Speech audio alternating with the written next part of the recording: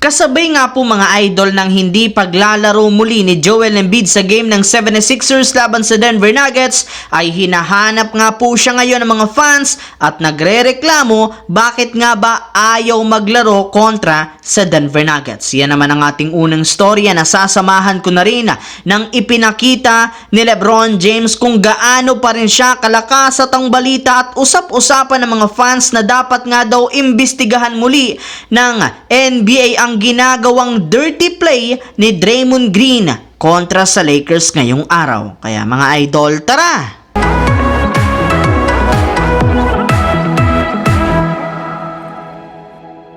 Nakabawi na nga po mga idol ang Denver Nuggets sa kanilang rematch ngayong araw kontra sa Philadelphia 76ers 111-105 sa pangunguna ng kanilang superstar big man na si Nikola Jokic na merong 26 points, 16 rebounds. Tinulungan rin naman siya dito ng kanyang kakampi na si Jamal Murray na merong 23 points, Michael Porter Jr. na nagtala ng 20 points. Kaya dahil nga sa pagkapanalong ito ng Nuggets, umangat na nga sila 32-15 ang kanilang record sa West. Pero sa kabila nga po niyan, marami para namang mga fans ng Denver ang hindi natuwa sa pagkapanalo ng kanilang kupunan, gayong sobrang undermanned rin naman ang lineup ng kanilang nakalaban na 76ers sa hindi paglalaro ni na Tyrese Maxey at maging si Joel Embiid na hindi pa naglalaro sa lugar ng Denver simula taong 2019. Kaya hindi nga naiwasan pa ng mga fans na maghinala muli na tinatakasan nga po ni Joel Embiid na harapin si Jokic sa lugar ng Denver sa parate nitong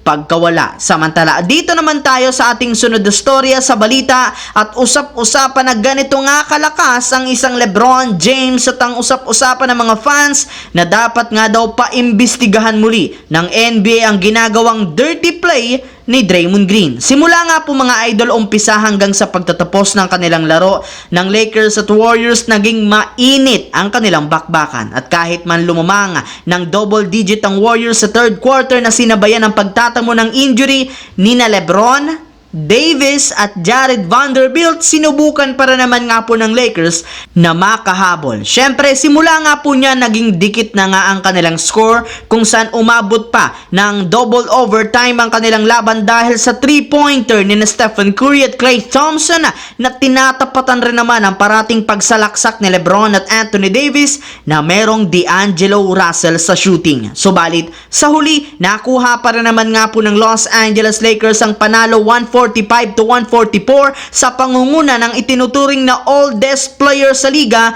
na si LeBron James na merong 36 big points, 20 rebounds at 12 assists, kasama na dyan ang kanyang game-winning free throws sa huling segundo ng second overtime. Yes mga idol, 39 years old na kinaya pang maglaro ng 48 minutes kontra sa Warriors at makipagsabayan sa mga batang manlalaro sa loob ng liga. Bukod nga po dyan, mas tumaas pa nga ang kanyang shooting at hindi pa rin nawawala ang kanyang kakayahan nito na maging unstoppable sa ilalim ng basket gaya ng ginawa niya sa huling segundo ng laro. At kasabay nga po mga idol ng pagkapanalo ng Lakers, marami nga po sa kanilang mga fans ang nagreklamo pa rin naman sa mga ginagawa ni Draymond Green sa kanilang superstar na si Anthony Davis.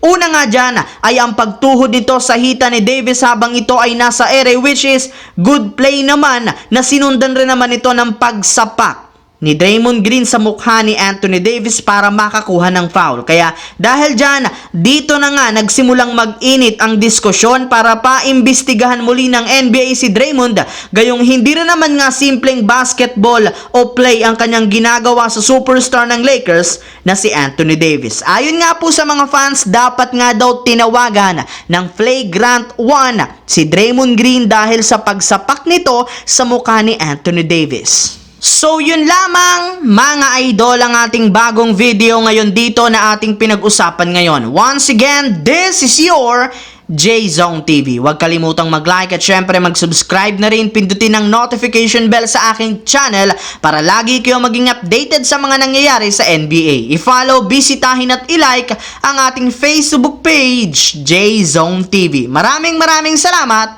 mga idol.